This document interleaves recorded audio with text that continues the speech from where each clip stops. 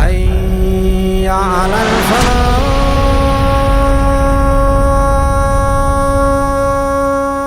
اعوذ باللہ من الشیطان اللعین الرجیم. بسم اللہ الرحمن الرحیم. رب اشرح لی صدری ویسر لی امری واحلل عقدۃ من لسانی یفقہوا قولی. ان اللہ وملائکتہ یصلون علی النبی یا ایھا الذین آمنوا صلوا علیہ وسلموا تسلیما.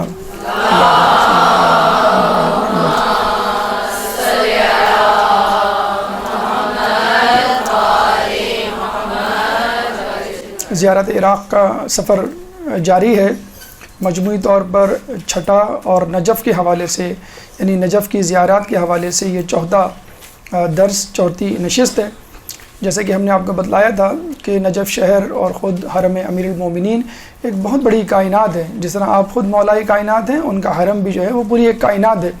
فقط مرقد مطہر نہیں، اس کے پیچھے جو تاریخی واقعات ہیں اور ان کے دنیا سے پردہ کرنے کے باوجود جو واقعات، کرامات وہاں پہ معجزات ظاہر ہوئے ہیں، وہ تاریخ کی کتابوں میں مذکور و منقول ہیں.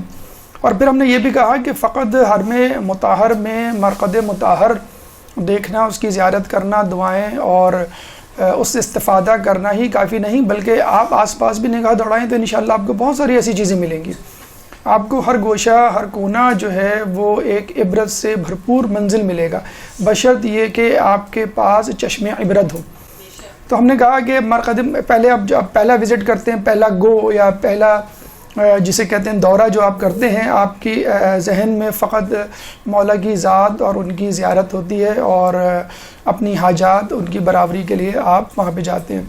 جب آپ فارغ ہوتے ہیں زیارت سے تو ہم نے آپ کو کہا تھا کہ یہاں پہ آپ اپنا سفر روک دیں، چاہیں تو ریسٹ کر لیں، چاہے تو ہوٹل چلے جائیں. سیکنڈ گو میں، سیکنڈ نشست میں آپ واپس آئیں تر و تازہ ہو کے، اور دوبارہ آپ دیکھیں کہ 4-5 دن جو سنگل عراق زیارت ہوتی ہے، اس میں 4-5 دن آپ کو زیارت کے نجف میں ضرور دیے جاتے ہیں. تو دوسرے دن آ جائیں یا شام میں آ جائیں، ایک ریسٹ لے کر آ جائیں. ہمیں آپ نے یہ کہا کہ مرقد مطہر اور ان کے ساتھ پائنتی پہ جو 2 انبیاء ہیں، ان کی زیارت کے بعد آپ دیکھیں اس کے آس پاس کیا ہے. رواق ہے، اور اس سے نکلتے ہوئے آپ مرقد مطہر سے دائیں اور بائیں علامہ ہلی مقدس اردبیلی ہیں.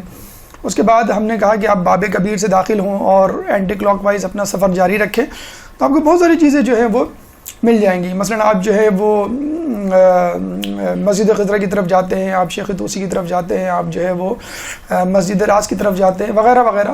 مینار ہے، رواق ہے، اس کے جو ہے کوریڈورز ہیں، صحن ہے. ہر چیز جو ہے وہ آپ کے لیے ایک عبرت اور سبق کا ذریعہ ہے، بشرط یہ کہ آپ اس کے لیے تیار ہوں، ذہنی طور پہ، روحانی طور پہ اب ہم موجود ہوں. موجودگی نہ صرف جسمانی بلکہ ذہنی اور روحانی طور پہ ضروری ہے. آپ نے سیکنڈ گو میں، سیکنڈ نشست میں، سیکنڈ وزٹ میں اطراف مرقد مطہر کو دیکھ لیا. جو ہم نے 15 چیزیں گنوائی تھیں اس میں پھر ہم نے ایڈ کیے تھے کہ مینار ہے، مثلا گنبد ہے، پھر جو گنبد میں کھڑکیاں ہیں. اس کے بعد پھر آپ تھک جاتے ہیں اور تھک ہار کے آپ جو ہے اس کے صحن میں بیٹھ جاتے ہیں. پھر ہم نے یہ بھی کہا تھا کہ جب آپ صحن میں بیٹھتے ہیں تو پتہ چلتا ہے کہ صحن کے نیچے، کارپیٹ کے نیچے، یا جو استر ہے، یہ جو سنگ مرمر ہے، اس کے نیچے پھر قبریں ہی قبریں ہیں. اچھا، یہ قبریں غیر معروف لوگوں کی ہیں، علماء میں سے ہوں، طلباء میں سے ہوں، ماننے والے، چاہنے والے ہوں، یا پھر بادشاہ ہوں، سب کے سب جو ہے محمود ایاز ایک ہی جگہ پہ ہے، جو ہے وہ آرام کر رہے ہیں کہ صرف اس چاہت، اس خواہش، اس تمنا کے ساتھ کہ مرنے کے بعد ہمیں مولا کا پڑوس نصیب ہو جائے. اور دعا کرتے ہیں ہمیں مرنے کے بعد کیا ہمیں جنت میں بھی مولا کا پڑوس نصیب ہو. اس کے بعد آپ صحن میں بیٹھتے ہیں تھک ہار کے اور دیکھتے ہیں آس پاس کیا چیزیں ہیں، تو آپ کو چھوٹے چھوٹے حجرے نظر آتے ہیں. دیکھیں اس میں بھی نظر آ رہے ہوں گے. مرقد مطہر جو رواق ہے، ایوان الذہب ہے، اس کے آس پاس چھوٹے چھوٹے حجرے ہیں. اگر ہم اس کو بالکل قریب سے فوکس کریں تو آپ کو اس طرح کی عبارتیں جو ہیں وہ چیزیں نظر آئیں گی. اچھا، پہلی نگاہ میں ہمیں نظر آتا ہے کہ یہ بس ایک خوبصورتی کے لیے انہوں نے حجرے بنا دیے ہیں. چکور بناتے تو عجیب سا لگتا ہے، محراب نما مسجد کے انداز کے اپنے حجرے بنا دیے تو چلو ٹھیک ہے، لوگ جو ہے وہ اس کو بھی دیکھ کے لطف اندوز ہوں. مطلب آس پاس کوئی ایسی جگہ نہ ہو جو خوبصورتی سے خالی ہو. ٹھیک ہے، تو وہ مصروف رہے، ان کی نگاہیں مصروف رہیں. اچھا، زیادہ سے زیادہ لوگ یہ سمجھتے ہیں کہ یہ پلیٹ فارم ہے، ایک چبوترا ہے، ایک ٹھیا ہے، بیٹھنے کا، آرام کرنے کا. آپ نے دیکھا ہوگا اکثر لوگ اسی طرح اپنی فیملی کے ساتھ بیٹھے ہوتے ہیں، کھا پی رہے ہوتے ہیں یا گپ شپ کر رہے ہوتے ہیں. ان کو نہیں معلوم کہ یہ خود حجرے کتنی جو ہے وہ کہانیاں، کتنے واقعات، کتنے پس منظر رکھتے ہیں. اگر ان حجروں کو آپ دیکھنا شروع کر دیں تو آپ کا پورا سال گزر جائے، لٹرلی پورا سال گزر جائے. اگر آپ ان حجروں کو، صرف حجروں کو، جس میں بظاہر کچھ نظر نہیں آتا ہے، بس یہ جس طرح مسجد کی محراب ہوتی ہے بس اس طرح کے حجرے ہیں، دیٹس اٹ. اچھا، اس کی ہم تاریخ بتا دیں کہ کیا ہے. انجینئر عالم شیخ بھائی، انجینئر کہنا چاہیے ان کو، یہ اپنے زمانے کے بہت بڑے ماہر فلکیات بھی تھے، اپنے زمانے کے بہت بڑے ماہر تعمیرات بھی تھے، اور اتنے بڑے تعمیرات تھے کہ بادشاہ آنے وقت ان کو بلایا کرتے تھے کہ بھئی آپ یہ بنائیں، یہ بنائیں، یہ بنائیں. حتیٰ کہ ان کی بنائی ہوئی عمارتیں، 16ویں صدی کی ان کی بنائی ہوئی عمارتوں کو یونیسکو نے، یونائٹڈ نیشن نے باقاعدہ طور پر پریزرو کر لیا. جیسے ہم نے بتا نا آثار قدیمہ کے طور پہ کہ بھئی ان آثار کو پریزرو رہنا چاہیے، ان کو ٹوٹنا نہیں چاہیے. جس میں جو بن مینارے کبھی ہم تذکرہ کریں گے، حمام ہے جو برسوں تک بغیر آگ جلائے گرم پانی دیتا رہا، وہ اس کے پیچھے کیا فلسفی تھی. باغ ہے اصفہان میں، وہ بھی شیخ بہائی پہ جب انشاءاللہ گفتگو کریں گے تو آپ کو بتلائیں گے کہ ان کی شخصیت کتنی ماشاءاللہ عجوبہ روزگار تھی، اور ہشت پہلو جو ہے وہ شخصیت رکھتے تھے. جادو یہ جانتے تھے، ایسٹرولوجی، میتھمیٹکس، مطلب ہر قسم کے علوم پر ان کی دسترستی اور مقدس ارتھ بیلی کے ہم اثر تھے. اچھا، اس زمانے کے بادشاہ وقت نے ان کو ہائر کیا اور کہا کہ بھئی یہ ہم نے مرقد مطہر امام علی کا روزہ جو ہے اس کو تعمیر کرنا ہے. تو ان کی مدد سے باقاعدہ جو ہے وہ روزہ ہم نے آپ کو بتلایا تھا کہ اینٹیں تو لگائی تھیں نادر شاہ نے، لیکن اس کی ڈیزائننگ وغیرہ جو ہے وہ انجینئر شیخ بھائی نے کی تھی. اچھا، شیخ بھائی صرف انجینئر نہیں تھے، بلکہ آپ کے یہاں جو سمدیہ کتاب پڑھائی جاتی ہے، انتہائی مشکل کتاب ہے نحو کی، سیکنڈ ایئر تھرڈ ایئر میں نحو کی، تو بہترین کتاب ہے. تو وہ اس کتاب کو بھی مطلب باقاعدہ نہ صرف اہل تشیع بلکہ اہل سنت کے مدارس میں ہی پڑھایا جاتا ہے اور لوگ جو ہے استفادہ کرتے ہیں. اور باقی بہت ساری انہوں نے کتابیں لکھی. اچھا، یہاں ہم یہ بتا دیں کہ یہ جو نجف ہے یا حرم ہے، ان میں جو علماء ہیں، ان میں دو قسم کے علماء ہیں. ایک تو وہ علماء ہیں جو دفن ہیں، آپ نے ان کا نام دیکھ لیا، تختی دیکھ لی، آپ نے فوراً جو ہے وہ اپنا کمپیوٹر اسٹارٹ کیا اور ان کے زمانے میں چلے گئے اور ان کے بارے میں آپ نے کھنگالنا اور اپنے دماغ کو ٹٹولنا شروع کر دیا. لیکن ان میں وہ لوگ بیچارے رہ جاتے ہیں کہ جو یہاں آئے 10-12 سال بلکہ عمر گزار دی، لیکن اتفاق سے اپنے ملک گئے، وہاں انتقال ہوا، وہیں دفن ہو گئے یا ضرورتاً چلے گئے. امام خمینی نے 10-12 سال گزارے یہاں پر، اور ان کی پوری اگر آپ وہ نجف کی زندگی پڑھیں تو وہ بھی ماشاءاللہ دلچسپی سے خالی نہیں ہے. تو بہت سارے علماء آئے، یہاں رہے، اس کے بعد چلے گئے. تو ان کا تو ذکر ہم نہیں کر سکتے کیونکہ وقت کی کمی ہے، لیکن بہرحال جتنا ہو سکے گا ہم آپ کے سامنے علماء کے حالات پیش کریں گے جو یہاں پر موجود ہیں. انجینئر شیخ عالم بہائی نے حجرے بنائے. اچھا، آپ کہیں گے کہ ٹھیک ہے، لیکن اس میں کیا ایسی خاص بات ہے؟ ایک ڈیزائننگ ہے محراب کی شکل کی، وہ ایک بچہ بھی جیومیٹری کی مدد سے بنا سکتا ہے. لیکن ان کا کمال یہ نہیں ہے، ان کا کمال ایک اور ہے جس پہ ابھی تک ہم یہ سمجھتے ہیں کہ باقاعدہ کوئی ریسرچ نہیں ہوئی ہے. وہ کیا کمال ہے؟ یہ ایسٹرولوجسٹ تھے. اچھا، ہمارے یہاں علم فلکیات میں یہ کہا جاتا ہے کہ ہر ستارہ ایک علم کا مربی ہے.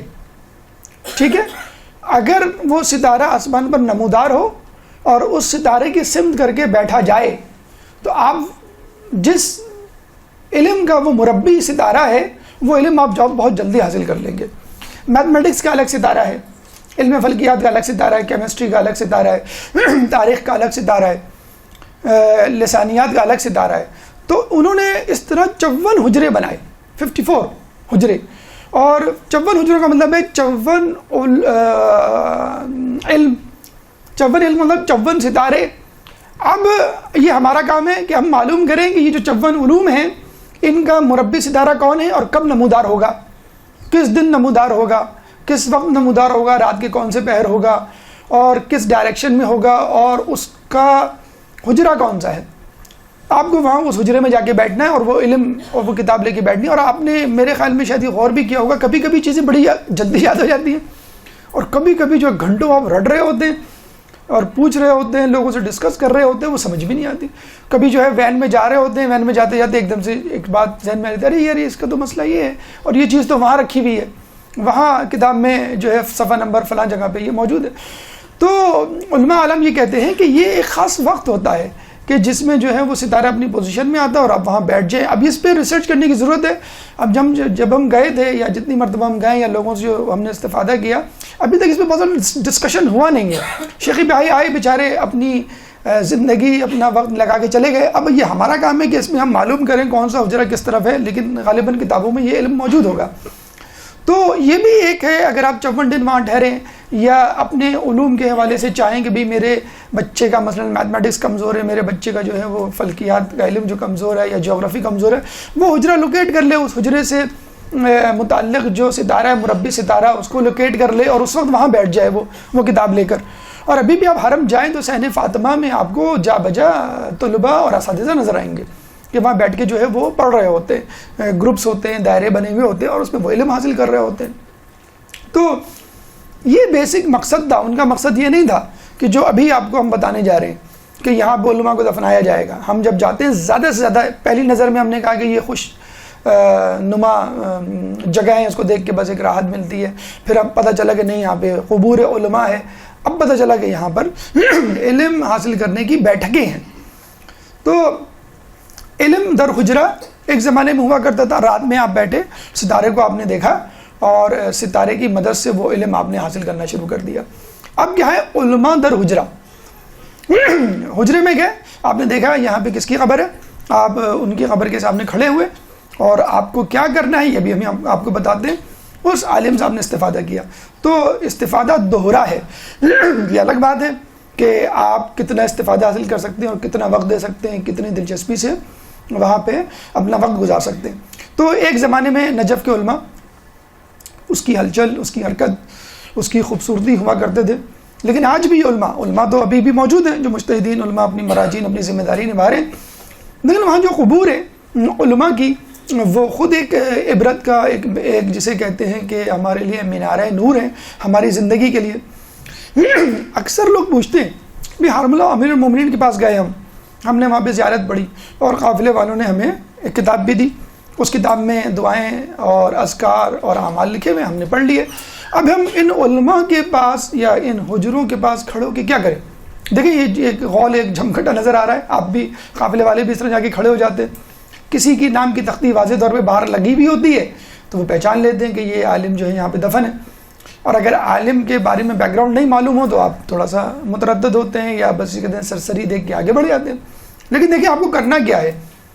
علماء کے حجروں یا علماء کے قبور کے سامنے, مولا کی قبر کے سامنے تو پوری طویل ایک اذکار کی فہرست ہے کہ یہ کرنا ہے. زیارات بھی ہے, زیارت سے ہٹ کے بھی اعمال ہیں, حاجات کی براری کے لیے بھی اعمال ہیں, مخصوص وظائف ہیں. ان میں آپ کو کرنا کیا ہے؟ 3 چیزیں کرنی ہیں. مثلا فاتحہ اکثر ہم پڑھتے ہیں, یہاں پہ بھی پڑھتے ہیں اپنے یہاں مجالس میں, اور وہاں پہ بھی آپ مرحومین کے لیے, سے ہم کہتے ہیں نا رشتہ داروں مرحومین شہداء کے لیے فاتحہ, اب ان کے لیے فاتحہ پڑھیں, ثواب ان کو پہنچے. سورہ قدر کہتے ہیں 7 مرتبہ انا انزلنا, ہر قبر پہ انگلی رکھ کے, ہاتھ رکھ کے پڑھنا بہت افضل ہے, وہ پڑھیں. سورہ یاسین پڑھیں. جتنی بھی صورتیں آپ کو یاد ہیں وہ آپ پڑھیں اور ان کا ہدیہ ان کو کریں. قیامت میں ہو سکتا ہے انشاءاللہ ہمیں یہ نظر آ جائیں, شیخ بھائی نظر آ جائیں, شیخ بھائی تو نہیں ہے وہاں پہ, شیخ مرزا انصاری نظر آ جائیں, آپ کو جو ہے وہ خوئی صاحب نظر آ جائیں, ہم کو کہیں گے بھی ہم نے آپ کو ہدیہ کی تھی سورہ فاتحہ, اس کا ذرا ثواب آپ کو پہنچا ہوگا, اس کا ذرا ہمیں احسان تو چکا دیں تھوڑا سا, آپ کے لیے تو کوئی مسئلہ نہیں ہے.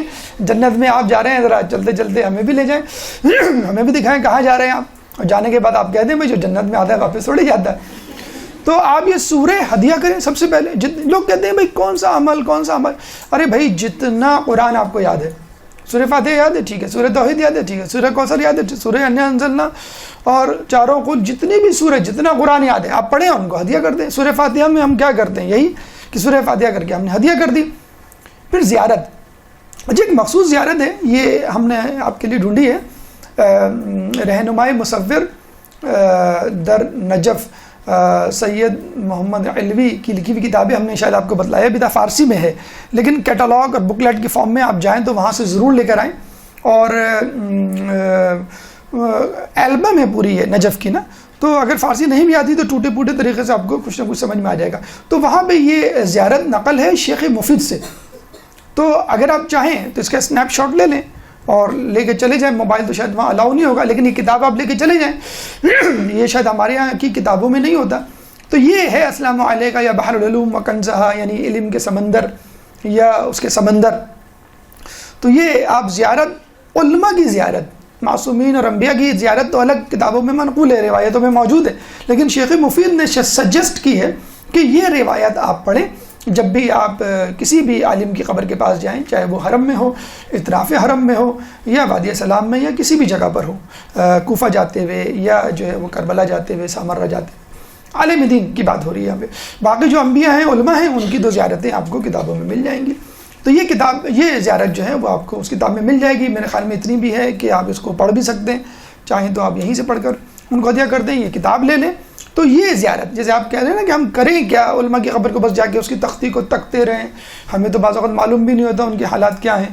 تو کم از کم آپ یہ کر سکتے ہیں کہ فاتحہ، سورہ قدر، دیگر سورہ اور زیارت، دعا. تو لوگ یہ سمجھتے ہیں بس مولا کے حرم میں چلے گئے، ان سے دعا مانگ لی، ان سے توسل کر لیا، دیٹس اٹ. اچھا، بعض لوگ بڑا اچھا سسٹمیٹک انداز اپناتے ہیں. وہ کہتے ہیں کہ ہم مولا کے حرم گئے، مولا نے سنی نہیں ہماری. اب کیوں نہیں سنی؟ وہ ایک الگ پس منظر رکھتی ہے، بات وجہ رکھتی ہے. اچھا، اللہ جب نہیں سنتا آپ کیا کرتے ہیں؟ مولا کے پاس جاتے ہیں کہ مولا یہ کام کروا دیجئے. توسل، شفاعت اسی کو تو کہتے ہیں، وسیلہ اسی کو تو کہتے ہیں. اللہ ہم جیسے گناہ گار کی بات نہیں مان رہا، بھائی آپ کی بات مان لے گا، آپ معصوم ہیں، آپ امام ہیں، آپ کی بات ضرور مان لے گا، اس لیے ہم آپ کی بات توسل ہم کرتے ہیں. اسی لیے تو کرتے ہیں توسل کہ اللہ ہماری بات نہیں مانے گا، آپ کی بات ضرور مان لے گا. ٹھیک ہے، پھر آپ مولا کے حرم میں گئے اور وہاں پہ جو ہے وہ بات نہیں مانی گئی، تو آپ کہاں جائیں گے؟ اس کے پاس جو مولا کو عزیز ہوگا. تو وہاں اطراف میں جو بھی علماء ہیں وہ سب مولا کو عزیز تھے. مولا جب جو ہے وہ چٹھی کا جواب دیا کرتے تھے، مولا جب جو ہے وہ انگلیاں نکال کے رقعہ دے سکتے ہیں تمہاری زیارت قبول ہو گئی. مولا جو ہے اتنے واقعات، حیرت انگیز واقعات. ایک کتاب ہے وہ آپ پڑھیے گا، لے کر، اردو میں دستیاب ہے. اس میں علماء، مجتہدین، مراجعین کے واقعات ہیں انہی ائمہ کی زیارتوں سے متعلق، معجزات اور کرامات پورے اس میں کتابوں میں لکھے ہوئے. تو آپ کو بھی ایک حوصلہ ملے گا کہ ہم مانگیں تو کس طرح ملتا ہے اور کس طرح مانگیں تو ملتا ہے. تو آپ مولا کے پاس گئے، آپ کی جو ہے بات نہیں مانی گئی، ٹھیک ہے، آپ آ جائیں اور آپ ان علماء سے کہیں کہ آپ ذرا مولا کو منوا لیں، مولا کو منا لیں. آپ منا سکتے ہیں، میں نہیں منا سکتا. تو آپ مولا سے کہتے ہیں کہ میری یہ بات مان لیں. ذرا مولا سے کہتے ہیں کہ مولا اللہ سے کہتے ہیں کہ یہ میری بات مان لے، میرے لیے رزق میں جو ہے وہ اضافے کا کچھ ذریعہ پیدا کر دے، جو مجھے ذہین بنا دے، یا میری دیگر حاجات جو ہے وہ پوری کر دے. لیکن ایک تیسری چیز جو ہم سمجھتے ہیں کہ ایک انٹلیکچوئل وے ہے، ایک بڑا ہی اہم طریقہ ہے. دیکھیں، ہم نے بتلایا کہ ان زیارات سے فائدہ اٹھانا اچھی بات ہے. آپ کے رزق میں اضافہ ہو گیا، اولاد مل گئی آپ کو، دیگر حاجات آپ کو مل گئی، ثواب اٹھانا بہت اچھی بات ہے، آپ کی آخرت بن گئی ہے وہ. لیکن یہ کہ ایک تزکیہ نفس اگر ہو جائے تو کیا ہی کہنے، گناہوں سے چھٹکارا مل جائے تو کیا ہی کہنے، نیکیوں کی آمادگی اور ایک تمنا پیدا ہو جائے کیا ہی کہنے. اگر انسان وہاں سے دھل کر پاک و صاف ہو کے آ جاتا ہے تو انسان کی خواہش ہوتی ہے، اور انسان کو محسوس بھی ہوتا ہے کچھ دنوں تک کم از کم کہ مجھے لگ رہا ہے میں ہلکا پھلکا ہو گیا ہوں. وہ جو ہلکا پھلکا پن جو ہوتا ہے وہ اس بات کی علامت ہے کہ آپ گندگی، غلاظت اور اپنے گناہ جو ہے وہ جھاڑ کے اور ختم کر کے آ گئے. تو اگر آپ وہاں رہ کر یہ کسب کر لیں کہ میں اب اپنی زندگی کو بدلوں گا، یہی ٹارگیٹ ہے. آپ نے بتایا تھا آپ کو، جب آپ جاتے ہیں مولا کے حرم یا کسی بھی امام کی قبر کی زیارت کر کے جب واپس پلٹتے ہیں تو بس یہی ٹارگیٹ ہوتا ہے، مولا مجھے بدل دے، جب میں آؤں تو بالکل بدلا ہوا ہوں. تو آپ عبرت حاصل کریں. عبرت حاصل کرنے کے لیے آپ کو تھوڑی سی محنت کرنی پڑے گی. عبرت حاصل کرنے کے لیے آپ کو وہاں پر موجود علماء کی تفصیل، سیرت جو ہے وہ حاصل کرنی پڑے گی، اور ان کا روٹین معلوم کرنا پڑے گا، اور ان کی عادات و اطوار سے آشنائی حاصل کرنے کی پڑے گی. یہ تھوڑا سا دقت طلب کام ہے. دیکھیں، جب آپ ان علماء کی، اچھا یہ بھی بتا دوں کہ یہاں پر ہم تمام علماء نہیں ڈسکس کر سکتے، وہ اس لیے کہ جب ہم نے لسٹ دیکھی تو 500 سے زیادہ علماء دفن ہیں. تو اگر ہم ایک عالم روزانہ ڈسکس کریں اور روزانہ آپ کو بلائیں تو 365 دن سے بھی زیادہ، یعنی 1 سال سے زیادہ لگ جائیں. اگر فرض کر لیں مسلسل ہر اتوار جو ہے آپ کو اس کا درس دیا جائے، جیسے میں نے تمام مصروفیات چھوڑ کے بس یہی مصروفیات اپنا لی، تو سال بھر اگر ہم اتوار کا درس رکھیں تو 40 علماء ہو پائیں. وہ بھی ظاہر سی بات ہے کہ وقت کو مد نظر دیکھتے ہوئے اور آپ کی مصروفیات اور دیگر عنوانات کو مد نظر دیکھتے ہوئے مناسب نہیں. تو 40 بھی ہم نے اس کو شارٹ لسٹ کیا، تو بڑی مشکل سے پھر ہم اس کو 12 پہ لے کر آئے. تو اب دیکھیں وہ 12 بھی مکمل ہو جائے تو بڑی بات ہے. تو کم از کم 12 علماء جو وہاں موجود ہیں، مشہور و معروف ہیں، اور عموماً لوگ ان کے ناموں سے آشنا ہیں، تھوڑا بہت آپ نے سنا ہوا بھی ہے، تو ان سے تھوڑی سی آشنائی حاصل کر لیں، ان کا روٹین دیکھ لیں، ان کی خدمات دیکھ لیں، ان کا علم دیکھ لیں، ان کا تقویٰ دیکھ لیں، تاکہ کاپی کریں۔ بھائی مولا کے سامنے تو ہم یہ صاف کہہ کے اٹھ جاتے ہیں نا کہ بھائی مولا جیسے تو نہیں بن سکتے ہم، ٹھیک ہے نا، امام ہے، معصوم ہے، مولا کائنات ہیں، لیکن یہ جو لوگ ہیں یہ ہمارے جیسے لوگ تھے، بالکل ہمارے جیسے تھے، بالکل اس میں بلکہ دیکھا جائے تو ہم سے کچھ نیچے ہی تھے۔ کیوں نیچے تھے؟ ہمارے پاس فیسلٹیز موجود ہیں۔ آپ ان کی رودات اور حیات کے گوشے پڑھیں تو آپ تو حیران رہ جائیں کہ اگر اس طرح کی زندگی ہم گزاریں تو ہم تو کچھ بھی نہ کریں، فقط اس ٹینشن میں کہ کھائیں گے کیسے، سوئیں گے کیسے، گھر کیسے بنائیں گے۔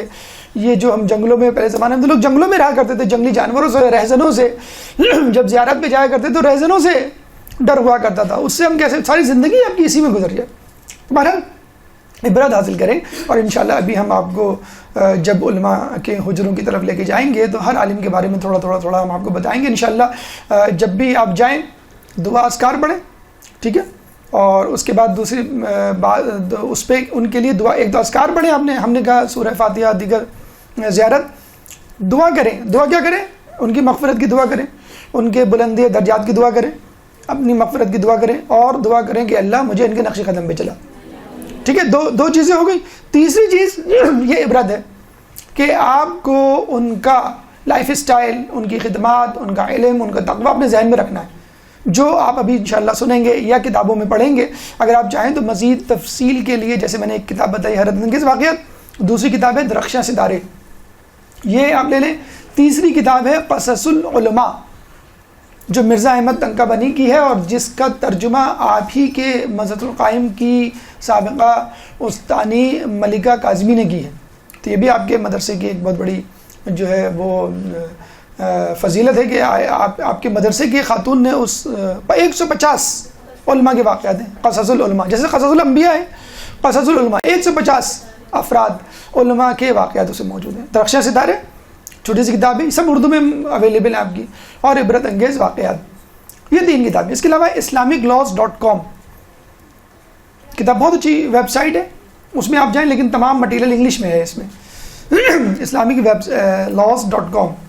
اس کے بعد wikipedia.com، wikishia.com، wikiehlulbayt.com، 3 ہیں وکی کے نام سے، اس میں آپ لکھیں فوراً آپ کو اس عالم دین کی تمام تفصیل مل جائے گی۔ wikipedia.com، wikishia.com، wikiehlulbayt.com، یہ ویب سائٹ آپ کو مل جائیں گی، جس میں جو ہے آپ کو علماء کے حالات مزید علامہ مولانا صادق حسن صاحب کی ویب سائٹ، ان کی اپنی آفیشیل ویب سائٹ تو نہیں ہے، لیکن کسی نے کمپائل کیے، 19 دروس ہیں تقریباً علماء کے حالات اور احوال کے، وہ بھی انشاءاللہ اگر آپ سنیں تو آپ بہت زیادہ استفادہ کریں گے۔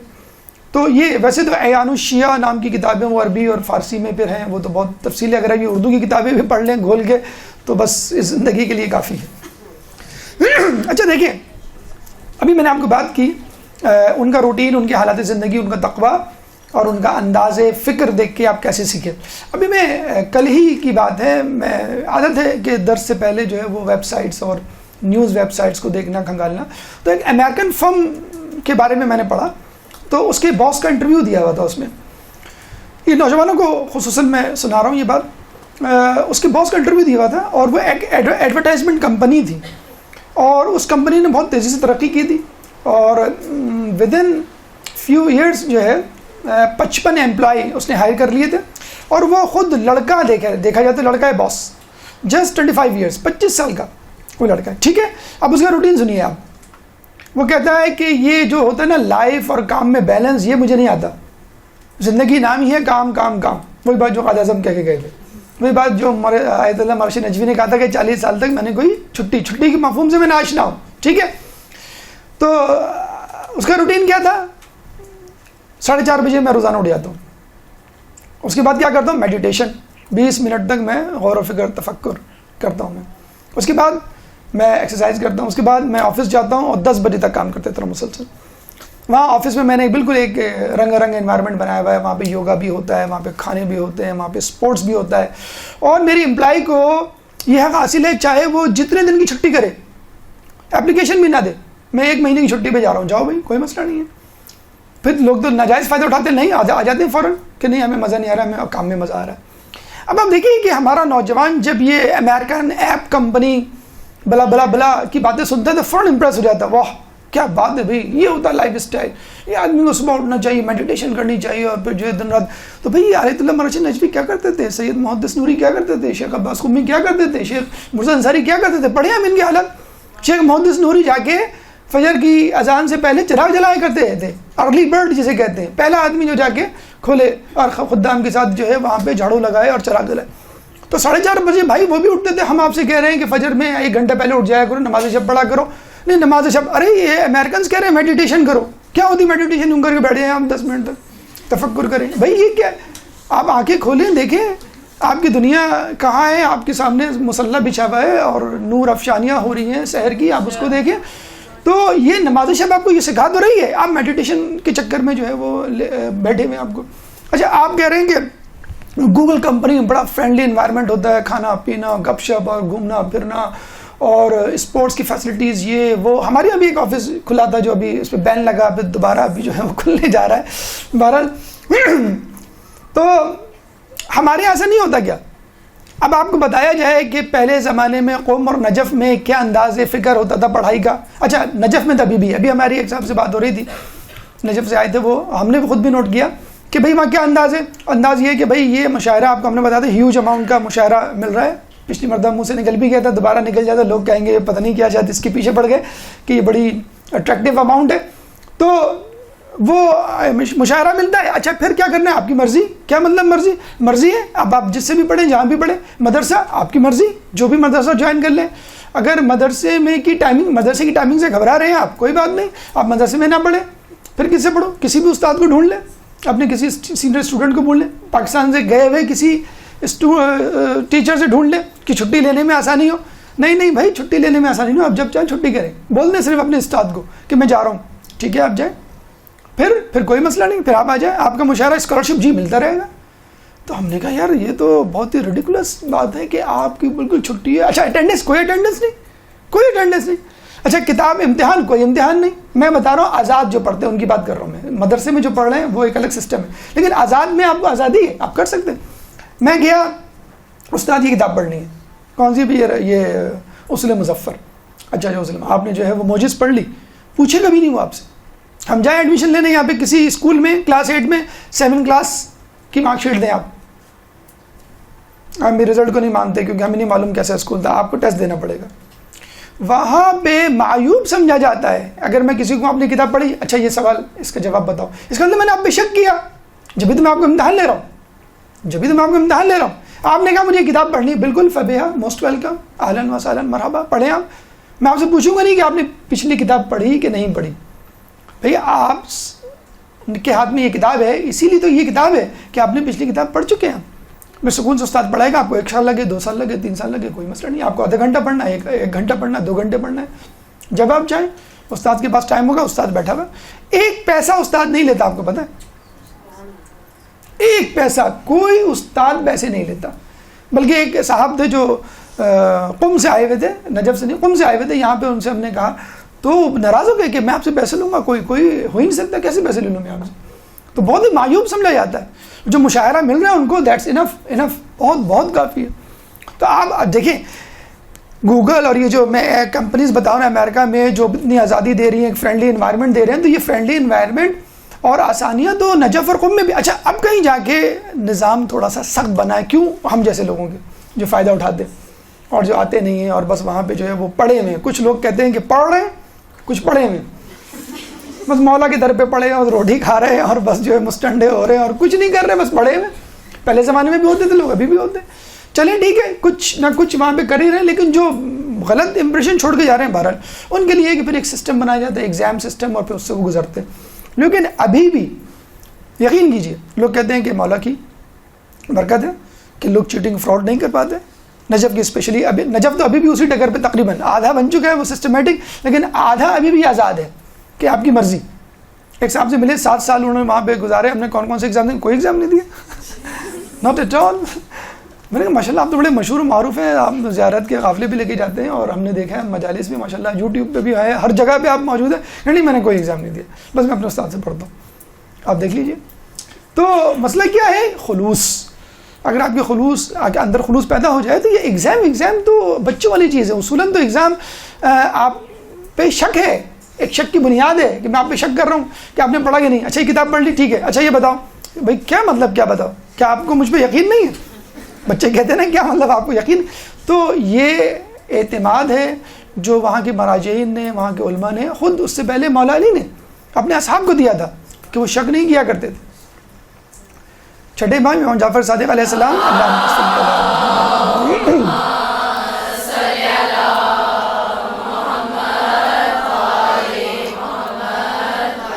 اگر کوئی شخص تمہارے دوست کے بارے میں بدگمانی پیدا کرے اور 50 گواہ لے کر آ جائے تو بھی تم اس کی بات بنا مان لو. رسول فرماتے ہیں کہ اگر کوئی شخص تمہارے سامنے کسی بات کا عذر بنائے, دے, پیش کرے تو تم اس کو قبول کر لو. تو کسی نے پوچھا کہ اگر اس کے پاس کوئی عذر نہ ہو, ارے اگر اس کے پاس کوئی عذر نہ ہو تو تم خود بنا لو, اس کے کہنے سے پہلے کہہ دو اچھا طبیعت خراب ہوگی اس لیے نہیں ہے. یہ ہے خلوص, یہ ہے اعتماد جو ہم اپنے بچوں کو نہیں دے رہے. بچے سے پوچھتے ہیں ہوم ورک کیا جی کر لیا, دکھاؤ ذرا. ہمارا انداز ہی پولیس مین نہیں ہوتا چالان کرنے کھڑے ہوئے سینٹرل جیل میں, کوئی دکھاؤ ذرا. اگر نہ کیا ہوا ہو تو آج تمہاری خیر نہیں ہے. تمہارے ابا کو میں جو ہوں وہ ڈنڈا ہاتھ میں دوں گی اور سب بچوں کو کھڑا کروں گی, تمہارا تماشا. یہ انداز ہے ہمارا. گھر سینٹرل جیل بنا ہوا ہے, بچے جو ہے وہ مجرم بنے ہوئے ایک لائن سے کھڑے ہوئے ہیں, ابا آتے ہیں سر قلم کرنے کے لیے رات کو. مطلب یہ جب ماحول بنے گا تو بچوں میں اعتماد نہیں پیدا ہوگا, جب اعتماد نہیں پیدا ہوگا تو پھر دیکھیں نا تمام تر سسٹمز ہونے کے باوجود آپ اسی کرپشن سے گزر رہے ہیں. بہرحال تو یہ دیکھیں وہ ہے حجرے ہیں, اس کا میپ ہے.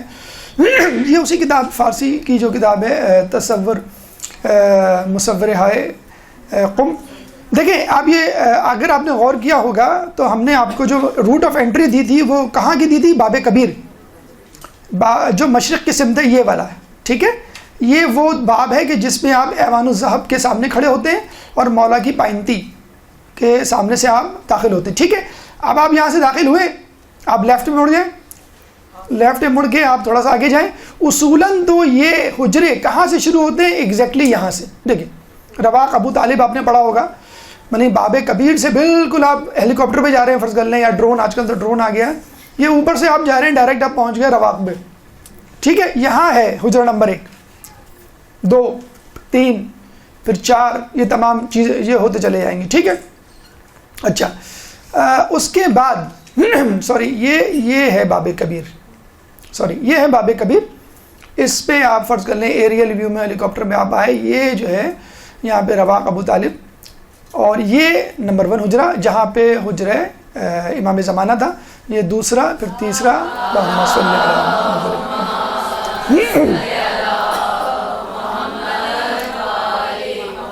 چوتھا, 5واں, 6واں, 7واں, 8واں, 9واں, 10واں, 11واں.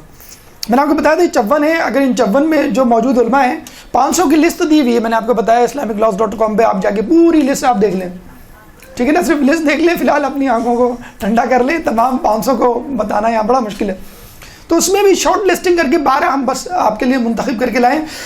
اس میں پتہ نہیں کتنے ہو پاتے ہیں.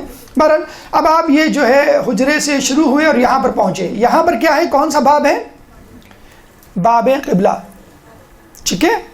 باب کبیر یہ رہا, ہم نے آپ کو بتلایا تھا مشرق کی سمت الٹے ہاتھ پہ, اور آگے جا کے یہ باب قبلہ ہے, ٹھیک ہے.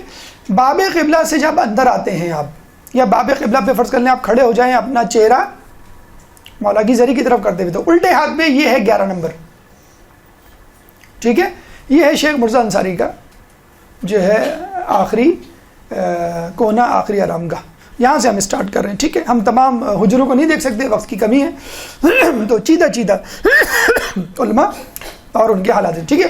تو یہ آپ کو لوکیشن بس سمجھ میں آ جانی چاہیے. دیکھیں یہ لوکیشن آپ جو ہے بہت اچھی طرح حفظ کر لیں. انشاءاللہ جب مولا کے آپ حرم جائیں گے تو سیدھے ہاتھ پہ, الٹے ہاتھ پہ, آگے پیچھے جو بھی چیزیں ہیں انشاءاللہ جب آپ دیکھتے چلے جائیں گے اور ذہن میں وہ تصویریں آتی چلی جائیں گی ان شخصیات کی, ان شخصیات سے وابستہ واقعات کی, کہ ان کے ساتھ ساتھ کیا ہوا. تو خود بخود ایک طہارت, ایک پاکیزگی آپ کے اندر پیدا ہو جائے گی. آپ جاتے ہیں حج کرنے, مقام ابراہیم ایک دم سے سامنے آ جاتا ہے, فوراً ابراہیم علیہ السلام ذہن میں آ جاتے ہیں. آپ جاتے ہیں صحیح کرنے تو صفا مرفا کے درمیان تو بی بی ہاجرہ اور جناب اسماعیل فوراً ذہن میں آ جاتے ہیں. ٹھیک. تو 11 نمبر پہ شیخ مرزا انصاری پہلے عالم دین 11 نمبر حجرے. اس کا مطلب یہ نہیں کہ یہ پہلے حجرے میں ہے، نہیں، یہ 11ویں حجرے میں ہے جو کہ باب قبلہ کے الٹے ہاتھ میں واقع. بالکل آپ جیسے انٹر ہوں گے باب قبلہ کے الٹے ہاتھ پہ.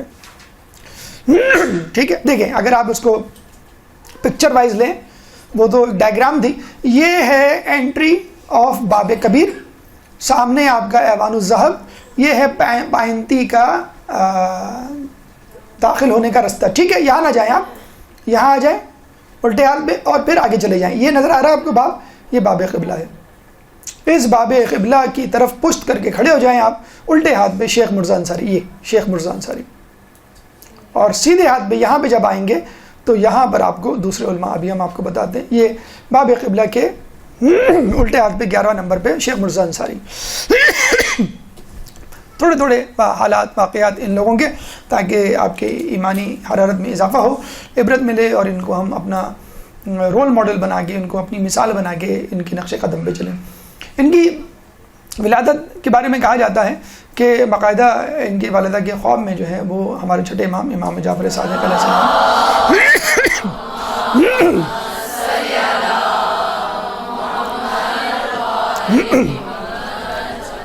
آئے اور آپ کے ہاتھ میں تالائی قرآن، سونے کا قرآن جو ہے وہ دے کے چلے گئے. تو آپ کے والدین جو ہے وہ سمجھ گئے کہ ہمارے گھر میں کسی بہت ہی محترم شخصیت کی آمد ہونے والی ہے، ہمارے گھر جو اولاد ہونے والی ہے وہ بہت ہی نام روشن کرے گی. یہ جو ہے وہ علاقہ، وہ شہر ہے دز پھول کے نام سے، ایران میں ہے. اور یہاں اس شہر کی خوبی یہ ہے کہ اس شہر میں عربی اور فارسی دونوں زبانوں کے بولنے والے پائے جاتے ہیں. یعنی جیسے ملتان کے بارے میں غالباً کہا جاتا ہے کہ وہاں پہ جو ہے وہ سرائکی ہے، that is the combination of Punjabi اور پشتو. تو یہاں پہ جو بولی جاتی ہے اس میں عربی کے الفاظ بھی ہیں، فارسی کے الفاظ بھی ہیں. تو یہ ان کو ایڈوانٹیج رہا کہ انہوں نے شروع سے جو ہے فارسی پہ بھی ملکہ حاصل رہا ان کو، اور عربی پہ بھی. کہتے ہیں دز پھول. اچھا، کہتے ہیں کہ جب یہ جانے لگے ایران سفر پہ، علمی سفر پہ، تو ان کے والدہ نے روکا اور بہت روئی دھوئی. لیکن بعد میں یہ فیصلہ ہوا کہ چلے بھائی ہم استخارہ کر لیتے. تو استخارہ جب کیا تو جو آیت اتری تھی وہ تھی وَأَوْحَيْنَا إِلَىٰ أُمِّ مُوسَىٰ، کہ اللہ تعالیٰ نے موسیٰ کی ماں کو وحی کی کہ تم اس بچے کو دودھ پلاؤ، اور جب تم خوف محسوس کرو تو اس بچے کو دریا کے سپرد کر دو. انشاءاللہ یہ بچہ تمہیں واپس اللہ پلٹائے گا، اور یہ بچہ مرسلین یعنی رسولوں میں سے ہوگا.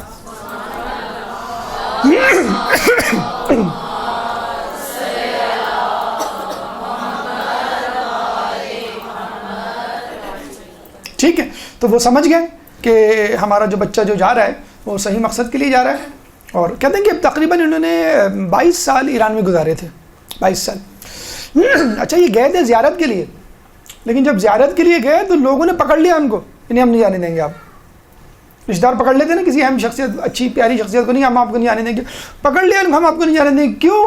آپ میں ہمیں جوہر نظر آ رہے ہیں علم کے، ہمیں آپ سے استفادہ کرنا ہے. حالانکہ نجف کبھی نہیں آئے تھے، وہ ایران میں رہ کے انہوں نے علم حاصل کیا تھا شیخ مرزا انصاری نے. تو ایران میں انہوں نے لوگوں نے روک لیا، اور انہوں نے جو ہے وہ لوگوں کی خواہش کے آگے اپنا گھٹنے ٹیک لیے اپنے. تو پھر وہاں انہوں نے پڑھا اور لوگوں سے استفادہ کیا، علماء سے استفادہ کیا، بڑی علم دین کی خدمت انجام دی. جو پہلا ان کا کارنامہ ہے، اس زمانے میں اخباری فرقہ تھا. کہاں؟ عراق میں، نجف میں اسپیشلی. اخباری فرقہ اس کو کہتے ہیں کہ جو قرآن اور حدیث کو مانتے ہیں، تقلید کو نہیں مانتے. یعنی عقل اور اجماع، 4 ہمارے ستون ہیں، قرآن، سنت، عقل اور اجماع. عقل اجماع کو نہیں مانتے، وہ کہتے ہیں بس قرآن سنت میں جو ہے وہ ہے، اور ہمیں جو ہے تقلید کی ضرورت ہی نہیں ہے، ہم خود پڑھ کے حدیث اور قرآن فیصلہ کر لیں گے. اہل سنت میں اس فرقے کو اہل حدیث کہا جاتا ہے، اور شیعوں میں اس فرقے کو اخباری کہا جاتا ہے. وہ تقلید پہ یقین نہیں رکھتے. بس وہ کہتے ہیں کہ دیکھا جائے جب بھی وہ کوئی کتاب پڑھیں گے تو کتاب کے مصنف کی تو بات مانیں گے نا، تو وہ تقلید ہی تو ہوئی. ملٹیپل یا ڈائیورسیفائڈ، اسکیٹرڈ، منتشر تقلید سے بہتر ہے آدمی ایک آدمی کی تقلید کر لے. بس ہم بھی یہی کہتے ہیں. تو اخباری فرقے کی انہوں نے رد کی. ان کا انداز یہ ہوا کرتا تھا کہ وہ مفروضی مسائل، ہائپوتھیٹیکل مسائل پیش کرتے تھے. بھئی ایک شخص ہے جو ہے وہ گھر آتا ہے, اس نے آفس میں جو ہے وہ وضو کیا تھا, گھر آ کے اس کو پتہ چلتا ہے کہ نماز کا وقت ہو گیا, وہ سوچ رہا ہے کیا کرے, وضو کرے نہ کرے. ایک ہائپوتھیٹیکل آپ نے بنایا نا, حقیقی مسئلہ تو نہیں, آپ نے ایسے بنا دیا. تو وہ ہائپوتھیٹیکل بہت سارے مسائل بناتے تھے اور لوگوں کے سامنے رکھتے تھے اور پھر لوگ اس کو حل کیا کرتے تھے. اچھا, ارسطو کے بارے میں بھی یہ کہا جاتا ہے, وہ آتا تھا, بیٹھتا تھا, کلاس ولاس نہیں لیتا تھا, نہ کوئی کتاب دیتا تھا, بس آگے آگے ایسے ہی بیٹھ جایا کرتا تھا اور بیٹھ کے کہتا تھا کہ میرے ذہن میں ایک سوال آ رہا ہے, کس کا کیا جواب ہوگا, بتاؤ, تم لوگ بتاؤ, تم بتاؤ. وہ اس چکر میں, اور لوگ کہتے تھے یہ ٹائم پاس کرنے کے لیے آئے, میں پڑھا نہیں ہے, درس کی تیاری نہیں کی ہے. لمز میں بھی ایک استاد کو نکالا گیا ہے ابھی اسی اسٹائل کی بنیاد پر کہ آپ کیا ارسطو بننے جائیں, خود بھوئے جائے غالباً ان کا نام ہے. تو وہ وہاں بیٹھے, وہ بھی اس طرح انہوں نے اسٹائل شروع کر دیا, انہوں نے بھی جو ہے وہ ٹاپک نہیں بتایا, نہ وہ سلیبس کچھ نہیں, بس اس طرح آگے بیٹھ کے انہوں نے پڑھنا شروع کیا. خیر پڑھا تو رہے تھے لیکن لوگوں نے کہا نہیں ہمیں نہیں چاہیے. بہرحال ارسطو کا یہ انداز تھا, اور یہ شیخ مرزا انصاری کا بھی اسٹائل تھا کہ آگے بھائی سوال دے دیا, بھائی بتاؤ اس کا جواب. لوگ لگے ہوئے ہیں کہ بھائی فلاں اصول قوانین کے تحت, فلاں اصول کے تحت یہ ہوگا. پھر آخر میں وہ تمام کی باتیں سن کے تم نے صحیح کہا, تم نے تقریباً صحیح کہا, تم نے تھوڑا سا صحیح کہا, دیکھو اس کا جواب یہ ہے, قرآن میں یہ لکھا ہے, اور سننا وہ پورا اور بہت ہی انٹرسٹنگ وے میں. اور کہتے ہیں کہ توضیح, آپ میں سے اگر کوئی توضیح پڑھاتا ہے یا کوئی مسائل پڑھاتا ہے, اس کا طریقہ یہی ہے, کبھی بھی ٹرمینالوجی کو انٹروڈیوس نہ کروائیں. کبھی بھی ٹرمینالوجی کو, مثلا آپ نے کہا کہ دیکھیں اس میں جو ہے وہ اس کا جو ہے فتویٰ جو ہے عمل کرنا پڑے گا آپ کو, اور اگر آپ کو فلاں علم مل جاتا ہے تو آپ اس کے فتوے پہ عمل کر لیں. سمجھ میں آ گیا, ہاں کوئی مسئلہ تھوڑی ہے, اس کو احتیاط واجب کہتے ہیں. اور آپ نے پہلے ہی بتا دیا احتیاط واجب کسے کہتے ہیں تو آپ پریشان ہو جائیں گے آپ. تو مفروضی مسائل اور ان کا حل, اس طرح وہ لے کے جو ہے وہ اپنے درس کو چلتے تھے. رسائل مقاصد, بہت کتابیں لکھی. رسائل مقاصد 2 کتابیں ہیں جو کہ حوزہ علم میں پڑھائی جاتی ہیں. حوزہ علم میں تقریباً 15-20 کتابیں تو پڑھائی جاتی ہوں گی, ٹھیک ہے, جن کو پڑھ کے آپ درس خارج میں جاتے ہیں. 13ویں سال 14ویں سال رسائل مقاصد پڑھائی جاتی ہے. 15ویں سال کفایہ پڑھائی جاتی ہے. کفایہ پڑھنے کے بعد کافی کا مطلب ہے درس خارج میں جانے کے لیے کافی. اب آپ ریسرچ کریں, ٹھیک ہے, اب آپ پڑھیں. ابھی تک تو آپ مقدمات پڑھ رہے تھے. تو کسی عالم کی کتاب درس حوزے کے سلیبس میں ہونا بہت بڑی بات سمجھی جاتی ہے. تو ان کی 2 کتابیں حوزے کی زینت بن چکی ہیں, شیخ مرزا انصاری کی, رسائل اور مقاصد.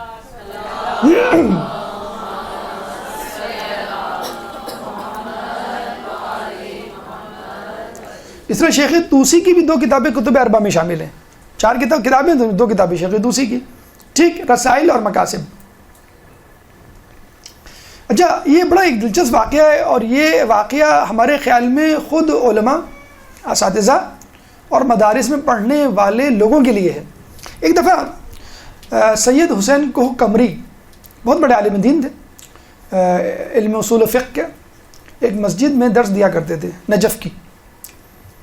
ان کو جانا تھا گھر, آدھا گھنٹہ باقی تھا درس میں. تو مسجد سے گزرتے ہوئے جس مسجد میں وہ درس دیتے تھے, انہوں نے کہا آدھا گھنٹہ باقی ہے, میں گھر جا کے کیا کروں گا, میں آرام کر سکتا ہوں ٹھیک سے, نہ کچھ پڑھ سکتا ہوں, چلو میں مسجد میں ہی بیٹھ جاتا ہوں. سستی ہو گئی, میں سو گیا تو کیا ہوگا. مسجد میں آ کے بیٹھ گئے. اب ان کے اسٹوڈنٹ تو آئے نہیں تھے سید حسین کوہ قمری کے, اپنے اسٹوڈنٹس کا ویٹ کرنے لگے. اچھا, ہماری طرح تو تھے نہیں کہ وہ پیر پھیلا کے سو جائیں, ٹیک لگا کے جو ہے وہ بیٹھ جائیں. انہوں نے دیکھا کہ کونے میں درس ہو رہا ہے, جس طرح ان کا درس ہوتا تھا.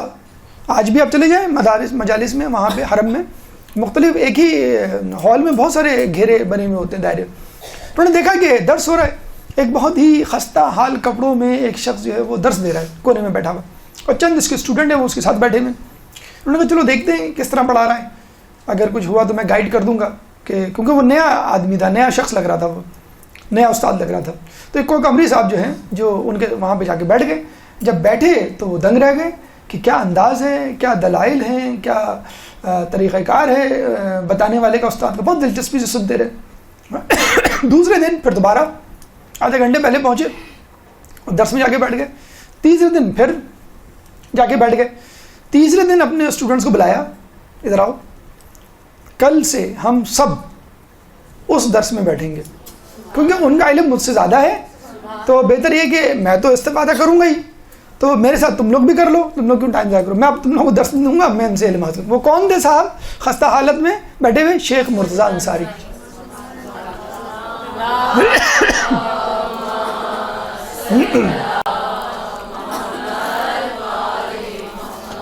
تو ہمیں جیسے کہتے ہیں نا کہ جب آدمی تھوڑا سا علم حاصل کرتا ہے تکبر آ جاتا ہے، زیادہ علم حاصل کرتا ہے تو انکساری آ جاتی ہے، اور بہت زیادہ علم حاصل کرتا ہے تو کہتا ہے میں جاہل ہوں، میں جاہل ہوں۔ تو یہ عالم تھے، بہت بڑے عالم تھے اپنے طور پہ، جب ایک نئے عالم کو، نئے استاد کو دیکھا تو یہ نہیں کہا کہ یہ نیو کمر ہے، نہیں، 3 دن اس کو دیکھا اور کہا کہ نہیں اس کا علم مجھ سے زیادہ ہے، مجھے خود علم حاصل کرنا چاہیے۔ اچھا آپ کہیں گے بڑے بزی آدمی تھے، ان کو نمازیں پڑھنے کا ٹائم کیسے ملتا ہوگا؟ ہمیں نہیں ملتا نا نمازیں پڑھنے کا ٹائم، کبھی جو ہے وہ آخر وقت میں، کبھی 2 گھنٹے کے بعد دعائے کمیل، تعقیبات، زیارت، یہ ہوتی رہے گی، ہم اس سے بھی بڑا کام کر رہے ہیں، ہم پڑھ رہے ہیں، مدرسے میں پڑھا رہے ہیں۔ امی یہ تو بہت چھوٹا کام ہے جو آپ دعائیں لے کے اذکار لے کے بیٹھ جاتی ہیں، یہ تو امی ابو اور دادا دادی نانا نانی کے کام ہے۔ اب آپ دیکھیے شیخ مرزا انصاری کتنے مصروف تھے اپنے زمانے کے، مرجے تھے، کیا کرتے تھے؟ روزانہ نوافل پڑھتے تھے، ساری نوافل اتنے عرصے سے ہم نے نہیں پڑھی کہ بہت تعداد بھی نہیں یاد ہوتی، یہ بھی نہیں یاد ہوتا کہ پہلے پڑھنی ہے بعد میں پڑھنی ہے، 2 کر کے پڑھنی، چاروں ایک ساتھ پڑھنی ہے، تعقیبات پوری پڑھا کرتے تھے۔ اچھا ہماری طرح نہیں چھاٹ کی جو مختصر ترین تعقیب ہو وہ آپ نے پڑھ لی، اللہ اللہ خیر صلی اللہ۔ جنت مانگنے گئے تو پوری 1000 گز کا پلاٹ چاہیے۔ یومیہ دعائیں جو بھی ہوتی ہیں صبح کی شام کی وہ پڑھا کرتے تھے۔ 1 پارہ قرآن، کوئی مر جائے اس کی برسی آ جائے تو آپ نے 1 پارہ پڑھ لیا، بہت بڑی بات ہے۔ ایک جگہ کا بھی قرآن خوانی ہوگی، ایسا کرو کہ تم لوگ سب گھر سے پڑھ کے آنا، آتے ہیں تو ایک دوسرے کی شکل دیکھ رہے ہوتے ہیں، کب سے پارہ ختم ہوگا، ڈھونڈ رہے ہوتے ہیں، تو آ جاؤ 1 صفحہ تم پڑھو 1 صفحہ میں پڑھوں۔ جو اندازی غلط ہے، وہ کچھ پڑھ رہا ہے آپ کچھ پڑھ رہے ہیں، مفہوم الگ ہے آپ دونوں کا۔ 1 پارہ قرآن، ایک نماز جعفر روزانہ کی بات کر رہا ہوں میں، کبھی کبھی نہیں، روزانہ نماز جعفر تیار، جس کے بارے میں کہا گیا ہے کم از کم ہم جیسے کاہلوں کو دیکھ کر کم از کم دنیا زندگی میں تو 1 مرتبہ پڑھ لو، ٹھیک ہے۔ اور وہ شیخ مرزا انصاری جو ہیں وہ پوری جو ہے وہ روزانہ پڑھا کرتے تھے۔ زیارت جامعہ، زیارت عاشورہ، اور زیارت جامعہ عاشورہ کے بارے میں تھے کہ پوری جو 1000 لعنتیں اور 1000 وہ ہیں وہ تولا تبرہ کے ساتھ۔ اور یہی نہیں، اور علماء کا بھی یہ تھا، یہ اتفاقاً ہمارے سامنے آ گیا تو ہم نے آپ کے سامنے پیش کر دیا۔ کہتے ہیں یہ جب مرجع بنے، اچھا ان کو احساس تو تھا کہ I would be the next, لیکن آپ دیکھیں ان کو ساری کہ جب یہ سید حسن نجفی ان کے استاد تھے اور انہوں نے دیکھ لیا تھا کہ یہ جو ہیں بنیں گے، تو انہوں نے کہا کہ کل تمام لوگ حاضر ہو جائیں، میرے تمام شاگرد۔ رسول اللہ نے کہا تھا نا کہ کل میں عالم اس شخص کو دوں گا جو یہ ہوگا یہ ہوگا یہ ہوگا یہ ہوگا۔ کون نہیں آیا؟ سب آ گئے۔ کون نہیں آیا؟ جس کو دینا تھا وہی نہیں آیا، جس کو دینا تھا وہی نہیں آیا۔ تو کہا نہیں بلاؤ، فائدہ کیا یہ سب فنکشن، یہ تقریب کرنے کا، بتانے کا۔ تو انہوں نے بلایا سب کو، کون نہیں آیا؟ سب آ گئے۔ کون نہیں آیا؟ شیخ مرزا انصاری نہیں آئے۔ گئے انہوں نے کون نہیں آیا کہ بہت زیادہ کون نہیں آئے گا، ان کو معلوم تھا کہ وہ کہاں ہیں، شیخ مرزا کہاں ہیں، کہ وہ تو حرم میں کیا کر رہے ہیں، نمازیں پڑھ رہے ہیں، تو دعا کر رہے ہیں، اذکار کر رہے ہیں۔ انہوں نے بولو بلا کے لاؤ، پکڑ کے لے گیا بھی آپ کو استاد، نہیں میں نہیں جاؤں گا، مجھے ذرا کام ہے، وہ نہیں اب استاد نے بلایا آپ کو۔ استاد نے بلایا تو استاد نے کہا کہ میرے بعد یہ تم لوگوں کا مرجع ہے، باقی واضح طور پہ ان کا اعلان کیا۔ اچھا سنیں آپ، استاد نے کہہ دیا، اسٹیمپ لگا دی، سرٹیفائڈ ہو گئے آپ، that's it from the beginning. Next day آپ کو مرجع سنبھال لینی چاہیے۔ نعوذ باللہ، ایک عالم دین تھے، ان کا میں تذکرہ بھی بتاؤں گا کہ جب ان کے سابق مرجع کا انتقال ہوا تو ان کے دل میں ہلکی سی خوشی پیدا ہوئی، وہ فوراً گئے مولا کے حرم کہ خوشی کیوں پیدا ہوئی، تو ان کو دل میں یہ آیا کہ اب ان کے بعد میں مرجع بنوں گا۔ کہہ لیں گے وہ غائب ہو گئے، روپوش ہو گئے، نظر ہی نہیں آیا اس کے بعد کہ یہ خواہش پیدا کیسی ہوئی میرے دل میں کہ اب ان کے بعد مجھے ہی تو بننا ہے۔ زیر لب مسکراہٹ، بعض اوقات امی ابو کسی کے مر جائیں کہ اب جائیداد، جی استغفر اللہ، دادا نانی بارہ۔ تو اچھا سرٹیفائڈ ہو چکے تھے، لیکن کیا کیا انہوں نے؟ خط لکھا۔ کس کو خط لکھا؟ ان کو لکھا، علامہ سید العلماء مازندرانی۔ یہ ان کے کلاس فیلو تھے، ہم اثر تھے، اور 19-20 کا فرق رہتا تھا، کمپٹیشن ہوتا ہے، استاد بھی فیصلہ نہیں کر پاتا کہ تم دونوں میں اچھا کون ہے۔ تو فارغ التحصیل ہونے کے بعد یہ چلے گئے ایران، کون؟ مازندرانی، اور یہی نجف میں رہ گئے۔ خط لکھا مازندرانی کو کہ آپ مجھ سے بہتر تھے، آپ واپس آ جائیں، استاد صاحب کا انتقال ہو گیا ہے، آپ سنبھال لیں۔ کچھ نہیں بتایا کہ انہوں نے مجھ کو کہا ہے آپ سنبھال لیں۔ انہوں نے کیا کہا؟ انہوں نے کہا کہ دیکھو میں نے جب سے تحصیل علم چھوڑا ہے، فارغ ہوا ہوں، میں لوگوں کی خدمت میں لگ گیا ہوں، یہاں پیش امام ہوں، لوگوں کے مسائل حل کرتا ہوں، درس و تدریس نہیں کرتا، لیکن تم اب تک درس و تدریس سے وابستہ ہو، چنانچہ یہ ذمہ داری تم ہی سنبھالو۔ تو یہ کہتے ہیں. اچھا کچھ لوگوں کا یہ بھی خیال ہے کہ ائمہ معصومین کے بعد شیخ مرزا انصاری کو سب سے زیادہ علم تھا. ائمہ معصومین کے بعد کوئی غیر معصوم اگر گزرا ہے جس کے بعد سب سے زیادہ علم تھا وہ شیخ مرزا. 3 افراد کے بارے میں جس میں یہ بھی شامل ہے. اچھا اس کے باوجود دوسرے دن ایک صاحب نے ان کو دیکھا کہ مولا کے حرم میں فجر سے پہلے کوئی لپٹا ہوا رو رہا ہے ایسے جیسے کسی ماں کا نوجوان بیٹا مر گیا ہو. قریب گئے تو سنا کیا کہہ رہے تھے, کون صاحب کیا کہہ رہے تھے کہ اللہ مولا میرے ذمے جو ہے مرجعیت کی ذمہ داری آ گئی ہے, آپ میری رہنمائی کریں, اگر آپ نے میری رہنمائی نہیں کی تو میں مرجعیت کی ذمہ داری نہیں سنبھالوں گا. یہی شیخ مرزا انصاری جن کو مرجعیت کی. آپ اندازہ لگا لیں 4 کروڑ لوگوں کا خمس ان کے پاس آتا تھا. 4 کروڑ لوگوں کا. اس زمانے میں صاحب استطاعت ہوتے بھی نہیں تھے. 4 کروڑ لوگوں کا. Definitely he was the richest person at that time. richest person ہوں گے کہ نہیں؟ آپ سنیں گے حیران رہ جائیں گے. جب انتقال ہوا تو تدفین کے پیسے ہی نہیں تھے, لاش پڑی ہوئی, میت پڑی ہوئی, جنازہ پڑا ہوا ہے, پیسے ہی نہیں ہیں دفنانے کے لیے. گھر والوں کو کہہ لیں کیوں نہیں دفنانے, کہہ لیں پیسے ہی نہیں ہمارے پاس کفن کے دفن کے. تو ایک صاحب حیثیت آدمی آگے بڑھا اور کفن دفن کے پیسے. یہ حال تھا. دیکھیں پریکٹیکل اسلام اگر ساتھ ہو تو پھر آدمی اس جو ہے وہ درجے پہ پہنچتا ہے. درود پڑھتے محمد والے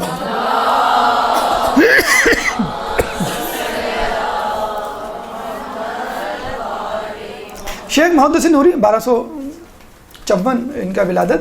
11 نمبر ہجری سے تھوڑا سا آگے جائیں گے تو آپ کو نظر آئیں گے. یعنی آپ باب قبلہ کی الٹی ہاتھ پہ تو آپ نے دیکھ لیا شیخ مرزا انصاری. اب آپ سیدھے ہاتھ پہ یہاں پہ یہ جو جگہ ہے یہ ہے غالباً یہ چھپ گیا ہے. یہ 1254 ٹھیک ہے. باب قبلہ کے دائیں جانب کہتے ہیں کہ جب یہ 10 سال کی عمر میں بیمار پڑے تو یہ اور ان کے ماں باپ اور عزیز و اقربا تمام کے تمام مایوس ہو چکے تھے, اب یہ نہیں بچیں گے. تو کہتے ہیں کہ 10 سال کی عمر میں جب میں بیمار پڑا اور غش کھایا اور میں نے خواب میں دیکھا تو رسول اور ائمہ تمام کے تمام آئے میں اللہم صلی علی محمد.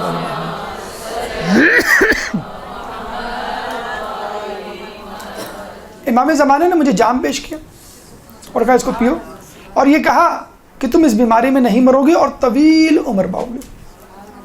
اور پھر کہیں کہ 60 سال سے زیادہ کی ان کی عمر پائی اور انہوں نے کیا کیا کارنامے کارہائے انجام دیے. آپ دیکھیے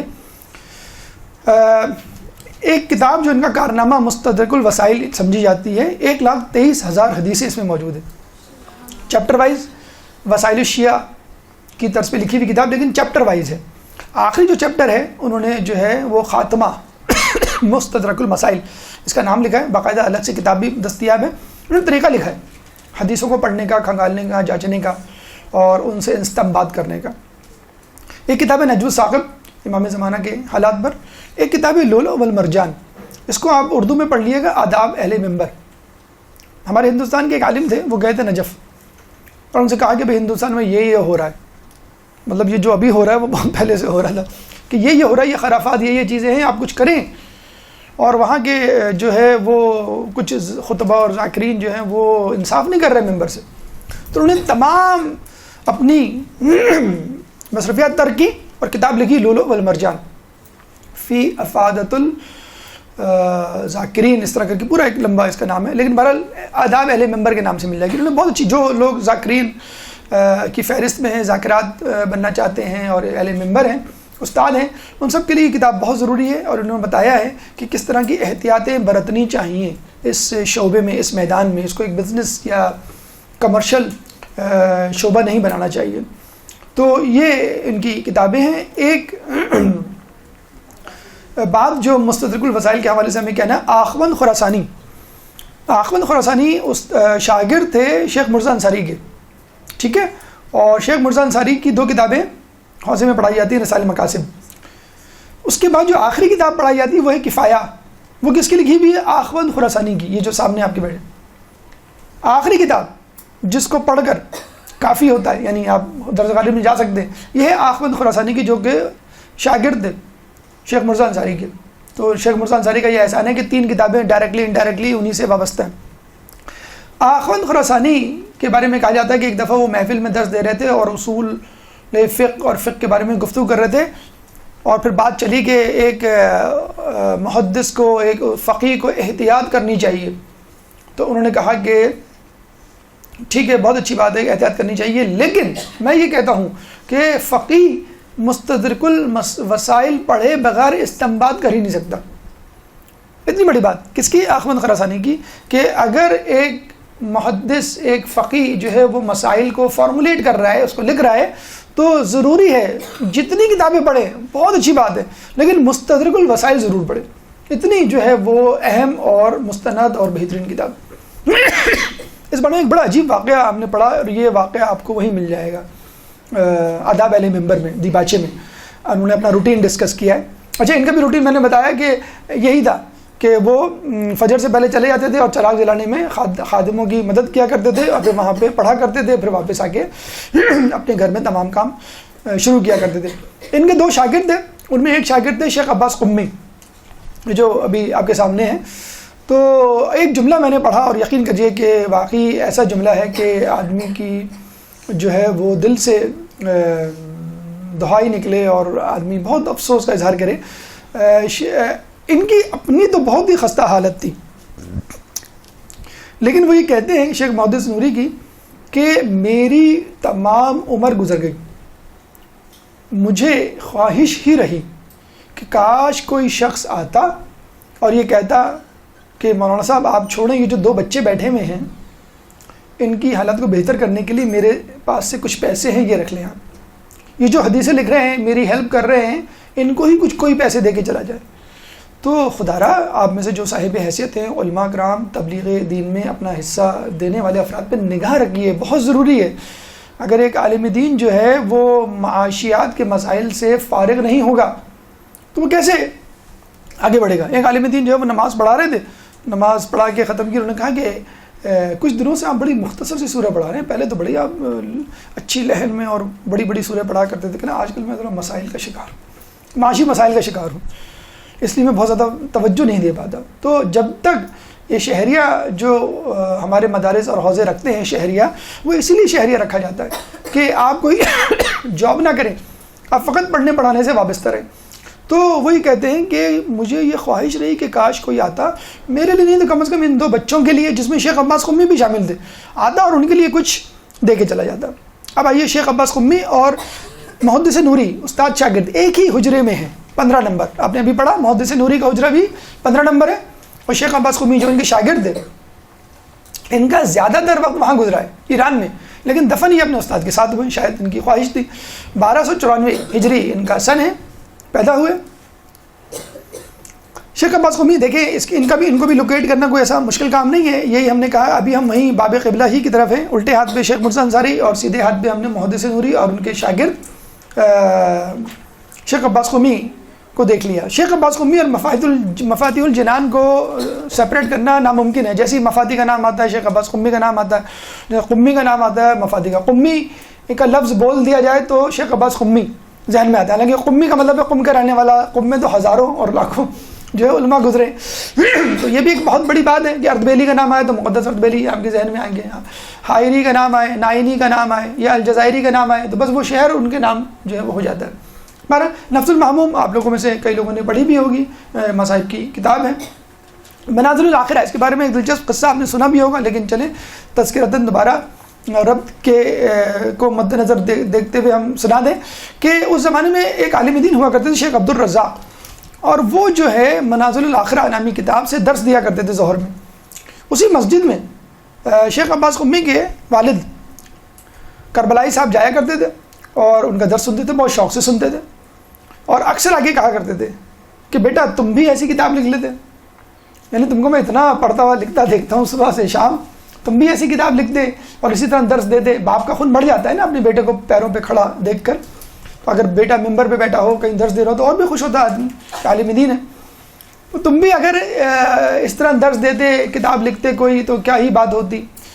کہتے ہیں کہ پوری عمر گزر گئی، میں نے اپنے باپ کو یہ نہیں بتلایا کہ یہ میری کتاب ہے، اپنے بیٹے کو بتلایا بعد میں کہ پوری عمر گزر گئی، میں نے اپنے باپ کو نہیں بتایا، فقط یہ کہا کہ آپ دعا کریں اللہ میری توفیقات میں اضافہ کرے۔ پوری عمر گزر گئی، ہم ہوتے بابا ذرا ان سے میرا نام لیے گا، آپ کے ہاتھ چومیں گے وہ، ارے ارے آپ ان کے والد ہیں. تو بڑھ کے مارنے میں تو ہم کم تو نہیں, ہم فوراً جو ہے وہ دیکھ لیتے ہیں کہ بھئی کہاں ہمارا درس چل رہا ہے, کب اپلوڈ ہوا, کتنے کلکس ہوئے وغیرہ وغیرہ. چلیں اچھا اب ان کا ایک تقوی کا اور واقعہ سن لیجیے شیخ عباس قمی کا. مسجد گوہر شاہی, گوہر شاہ بہت مشہور مسجد ہے ایران میں, مشہد میں, اور اس میں ایک بہت واقعہ بھی ہوا تھا خونی کہ بہت سارے لوگوں کو شہید کر دیا گیا تھا. بڑی مشہور مسجد تھی. کسی طرح لوگوں نے ہاتھ پیر جوڑ کے شیخ عباس قمی کو راضی کر لیا کہ آپ جو ہے مسجد میں امامت کروائیں گے. اور ایک تو آپ کو معلوم ہے اس قسم کے علماء کے نخرے بہت ہوتے ہیں. ڈیمانڈ نہیں ہوتی, نخرے کا مطلب یہ ہے کہ نہیں میرے دل میں شہرت طلبی نہ آ جائے. نخرے کا مطلب اس سینس میں نخرے. بڑی مشکل سے تیار کیا اور راضی ہو گئے. لوگ بڑے خوش. لوگوں کو پتہ چلا کہ فلاں صاحب نماز پڑھا رہے ہیں. لوگ دھڑا دھڑ تمام مسجدوں کو چھوڑ کر گوہر شاہ میں آنے لگے. 10 دن کے اندر اندر اتنا بڑا مجمع ہو گیا جیسے جامع مسجد جمعہ کا مجمع ہوتا ہے. ظہر کی نماز پڑھائی اور پڑھانے کے بعد کہا کہ میں جا رہا ہوں. پریشان لوگ کہ بھئی کیا مسئلہ ہے, کوئی کام یاد آ گیا, کوئی مسئلہ نہیں, میں جا رہا ہوں. یہ کہہ کے چلے گئے. 1 سال غائب رہے. 1 سال بعد لوگوں نے کہیں سے ڈھونڈ کے نکالا. کسی چاہنے والے نے پوچھا کہ ارے بھائی کہاں ہیں آپ, ظہر کی نماز پڑھا کے کیا مطلب لوگ کھڑے ہوئے کیا. یہ میں کہہ رہا ہوں تو آپ ظہر کی نماز پڑھا کے چلے گئے اور اب مل رہے ہیں. اب مسئلہ کیا ہے. 1 سال تک نہیں بتایا انہوں نے کہ میں نے کیوں نہیں پڑھائی عصر کی نماز. اس نے پوچھا بھئی میں ہاتھ پیر جوڑا ہوں, آپ نہیں آئیں, لیکن بتا تو دیں گے آپ کیوں چلے گئے تھے. آپ کہنے لگے اصل میں عصر کی نماز ویسے تو میں دیکھ ہی رہا تھا کہ لوگوں کی تعداد بڑھ رہی ہے. جب ظہر کی نماز میں نے پڑھانی شروع کی, اچھا آپ نے دیکھا ہوگا مسجد میں شاید اگر آپ کا کبھی گزر ہو تو یا اللہ کہتے ہیں لوگ جب کوئی اندر داخل ہوتا ہے تاکہ وہ رکوع میں نہ جائے, اور ذرا یا ان اللہ مع الصابرین کہتے ہیں کہ صبر کرو, رکوع میں نہ جاؤ, مجھے جوائن کرنے دو, یا رکوع میں چلے گئے تو اٹھ نہ جاؤ. تو لوگ یا اللہ کہتے ہوئے داخل ہو رہے تھے اور مجھے محسوس ہوا یہ بہت دور کی آوازیں ہیں, میلوں دور کی آوازیں. یہ کوئی قریبی حجرے میں نہیں, بہت دور سے آ رہی ہیں آوازیں. تو میرے دل میں ایک خوشی پیدا ہوئی. جب تکبر نہیں پیدا ہوا, خوشی پیدا ہوئی. اتنا بڑا مجمع, دیکھیں ماشاء اللہ کتنے لوگ بیٹھے ہیں, اتنا بڑا مجمع, اتنے لوگ میرے پیچھے نماز پڑھ رہے ہیں. کریں بس یہ جو خوشی پیدا ہوئی, تکبر نہیں پیدا ہوا تھا. انہوں نے ذکر نہیں کیا کہ تکبر, کہنا مجھے خوشی لذت محسوس ہوئی, اتنی خوشی محسوس ہوئی. میں نے کہا کہ نہیں, اس کا مطلب یہ ہوا کہ میں لوگوں کی تعداد کی وجہ سے یہاں نماز پڑھا رہا ہوں. یعنی اگر اب پڑھاتے تو ہوتا, اب تک تو نہیں پڑھا رہے تھے, صرف خوشی کہنا بس میں اسی خوشی کی وجہ سے. یقین کیجیے تو قیامت میں عقدے کھلیں گے.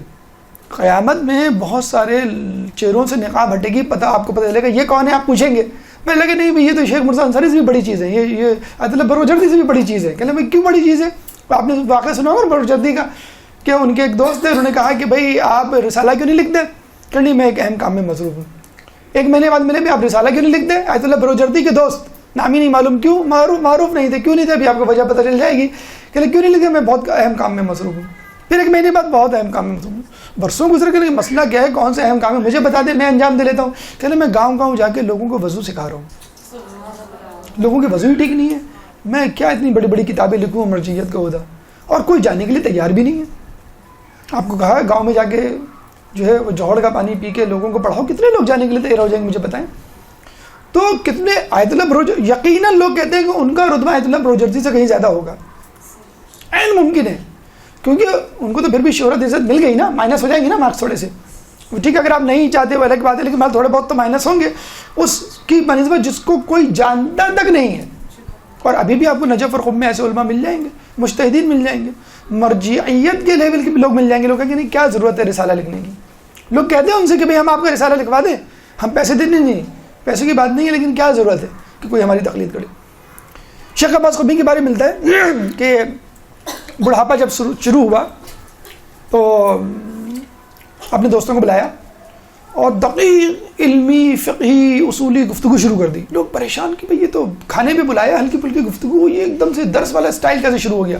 انہوں نے کہا کہ نہیں اصل میں یہ گفتگو اس لیے کر رہا ہوں کہ تم لوگ مجھے بتاؤ کیا اب بھی میرے اندر ملکہ استنباط حدیث و قرآن ہے, میں مسائل اخذ کر سکتا ہوں قرآن اور حدیث سے ابھی بھی اس بڑھاپے میں, چٹیا تو نہیں ہوں, یعنی بڑھاپا تو کے آثار تو نہیں ہو گئے. تو لوگوں نے کہا اگر اس کو ملکہ استنباط کہتے ہیں تو ہمارے پاس یہ نہیں ہے. اگر یہ آپ کہہ رہے ہیں کہ ہم آپ کو کنفرم کریں تو یہ تو ہے ہی نہیں ہمارے پاس، ہم آپ کو کیسے کنفرم کریں؟ یا اچھا آج کل آپ کو میں بتاؤں، پھر وہی بات آ جائے گی، ضروری ہے ہمارے لیے، ابھی ہم جواد مغنیہ کے بارے میں پڑھیں گے تو آپ کو بتائیں گے کتنا ضروری ہے اپنے حالات اور آس پاس کے ماحول کو کنسیڈر کرنا اس بیک گراؤنڈ میں۔ ابھی میں اپنے ایک دوست کے پاس گیا تو وہ پتہ لگا کہ وہ ایگزام دے رہا ہے، میں نے کہا یار you are the head of the department, you are the cardiologist, you are surgeon, تم ہر چیزوں اب کیا کون سا ایگزام دے رہے ہو؟ میں نے امریکہ میں اصول بن گیا ہے کہ آپ کو جو ہے وہ ہر 10 سال بعد ایگزام دینا ہے ورنہ ڈگری کینسل۔ یہاں ایگزام دیے کہ بغیر ڈگری مل جاتی ہے، وہاں پہ ڈگری مل گئی ہے ہر 10 سال۔ اچھا انگلینڈ میں بھی اب شروع ہو گیا ہے، ہر 5 سال بعد ہر 10 سال بعد آپ کو MRCP جو کر لیتے ہیں ان کو ایگزام دینا ہے، کیونکہ وہ کہتے ہیں کہ بھی ہو سکتا ہے ڈاکٹر بن گئے آپ پریکٹس میں نہیں ہے، اب کس بات کا آپ نام لگا رہے ہیں اپنے آگے ڈاکٹر؟ کوئی ڈاکٹر نہیں ہے جب تک آپ پریکٹس نہ کریں، جب تک ہم آپ کو ٹیسٹیفائی نہ کریں آپ۔ تو دیکھیں یہ ہے خوف خدا، یہ خود اپنے آپ کو پیش کر رہے ہیں علماء مرجع مجتہد کہ مجھے بتاؤ کہ میں سٹیا تو نہیں کیوں، میری یادداشت کمزور تو نہیں ہو گئی، میرا علم تو کم نہیں ہو گیا؟ لوگ کہیں گے نہیں آپ کل۔ تو یہ ہے خلوص جو ہمارے حوضوں میں پایا جاتا ہے، ہمارے علماء میں، ان کے کہ ہمیں ضرورت نہیں پڑتی کہ ہم امتحان دیں یا ان کا امتحان لیں۔ ایک عجیب بات دیکھیں، لوگ کہتے ہیں، ہمارے ایک اسٹوڈنٹ کہہ لیں گے کہ سر آپ اتنے معجزات کرامات سناتے ہیں، پتہ نہیں آپ کہاں سے پڑھ لیتے ہیں، لیکن آج کل ہمارے ساتھ تو نہیں ہوتے۔ کیوں نہیں ہوتے ہمارے ساتھ؟ ہمارے ساتھ عقیدہ نہیں ہے، ہمارا ایمان نہیں ہے۔ آپ دیکھیں کہ کیسے ہوتے ہیں۔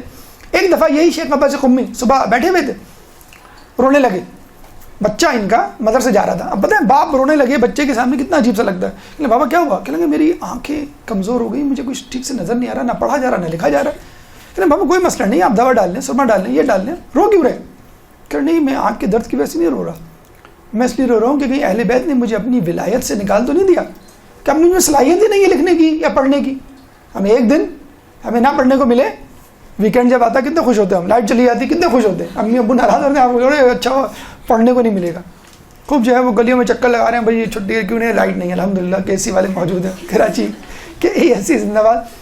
تو وہ پریشان ہیں کہ نہیں بابا کوئی مسئلہ نہیں ہے، سب ٹھیک ہو جائے گا، بس آپ آرام کریں، ہو سکتا ہے زیادہ تھکاوٹ ہو گئی اس وجہ سے۔ وہ چلے گئے، ان کا بیٹا چلا گیا، ظہر میں واپس آیا، دیکھا بڑے مزے سے لکھنے میں مصروف ہے۔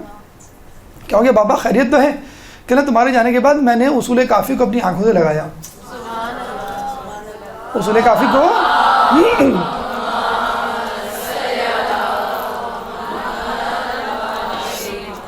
بس کیا تھا، پھر جو ہے وہ ساری جو ہے وہ بنائی واپس آ گئی اور میں آرام سے مزے سے لکھ رہا ہوں۔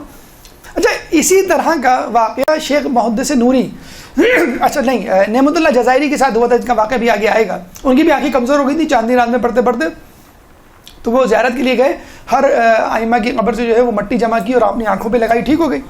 تو شیخ عباس قمی سے جب پوچھا گیا کہ اس میں کون سی حیرت کی بات ہے، جیسے وہی بات ہے نا آج کل کے زمانے میں لوگ سائنٹیفک ریزن معلوم کرتے ہیں، سائنس کیا کہتی ہے جناب آپ بتائیں آپ۔ تو کہنے لگے اس میں کوئی بات نہیں، کوبرا جو سانپ ہوتا ہے جب اس کی بینائی کم ہو جاتی ہے، نظریں کم ہو جاتی ہیں، تو وہ ایک خاص قسم کا پودا اپنی آنکھوں پہ مسلتا ہے تو اس کی آنکھیں آ جاتی ہیں۔ تو ہم مومنین حضرات کیا کوبرا سے بھی کمتر ہیں، اور یہ جو خاک شفا جو ہے یا اس پودے سے بھی کمتر ہے کہ ہماری بینائی واپس نہیں آئی؟ اچھا ایگزیکٹلی یہی بات ہمارا ایک سعودی اسٹوڈنٹ تھا، اس نے مجھ سے کی تھی، اس کو الرجی کنجکٹیوائٹس تھا، بہت ہی خطرناک۔ تو میں نے کہا تم دوائی استعمال کرو، نہیں کوئی فائدہ نہیں ہے، یہ بھی میں سعودیہ جا رہا ہوں کل ٹھیک ہو جائے گا، کیونکہ وہاں ایک خاص پودا ہے اس کو میں رگڑتا ہوں تو یہ ٹھیک ہو جاتا ہے۔ دیکھیں تو اللہ تعالیٰ کی وہ جو کہتے ہیں نا سنت تبدیل نہیں ہوتی، بس یہ ہے کہ آپ اپنے اندر خلوص پیدا کر لیں، تو جو خاص قسم کا پودا آپ کی آنکھوں کی الرجی بینائی کو واپس لے آ سکتا ہے۔ تو خاک شفا اور ائمہ طہر کے قبروں کی جو مٹی نہیں لا سکتی۔ اچھا سنیے، نہ صرف کہ خاک شفا، انسان کو خود اپنے اوپر بھی کانفیڈنس ہونا چاہیے، ہم بھی تو اللہ کے ماننے والے ہیں، ہم سے بھی تو کشف و کرامات کا ظہور ہونا چاہیے، کیوں نہیں ہوتا ہوگا لیکن ہماری توجہ نہیں ہے، ہم چاہتے نہیں ہیں کہ بہت زیادہ توجہ یا بہت زیادہ جسے کہتے ہیں کہ ہم پہ ذمہ داری نہ پڑ جائے۔ ایک دفعہ ان کا بیٹا بیمار پڑا، 3 سالہ بچہ تھا جو شاندہ ان کی زوجہ نے بنایا، تو چینی ڈالی، چمچہ لے کے آنے لگی، انہوں نے اپنی انگلی سے چلانا شروع کر دیا، ٹھہرے کیا کر رہے ہیں، میں چمچہ لے کر آتی ہوں، مطلب کیا کر رہے ہیں، گندہ کر رہے ہیں۔ انہوں نے کہا کہ جس انگلی سے میں نے ہزاروں حدیثیں لکھی ہیں اس میں اتنی بھی تاثیر نہیں ہوگی۔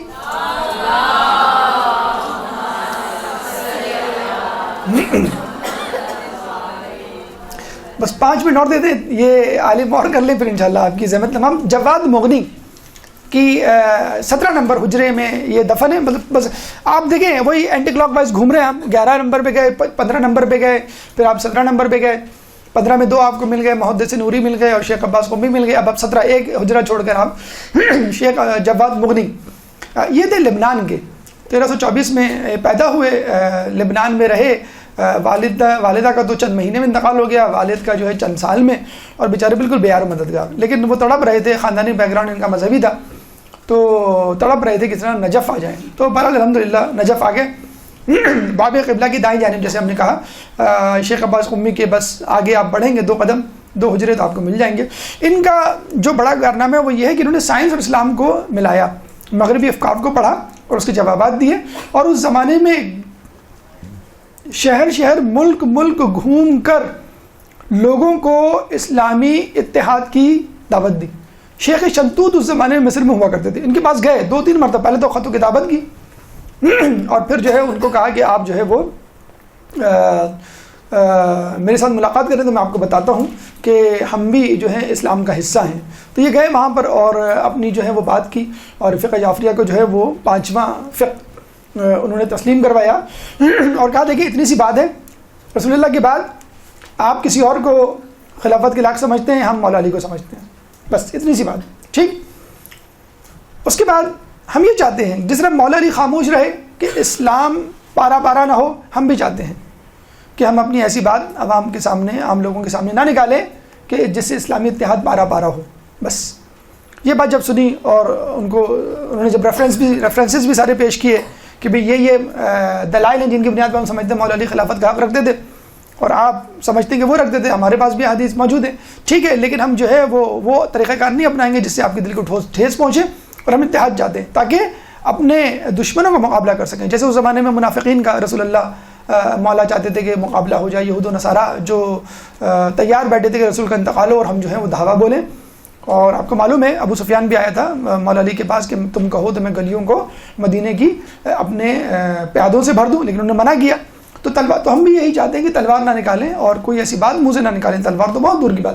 تو پھر شیخ شلتوت نے باقاعدہ اناؤنس کیا کہ آپ جو ہیں وہ بہترین عالم ہیں اور آپ کی بہترین تجویز ہے, اور باقاعدہ جو ہے وہ کتاب تحریر کی اور فقہ جعفریہ کو 5واں جو ہے وہ فقہ قرار دیا.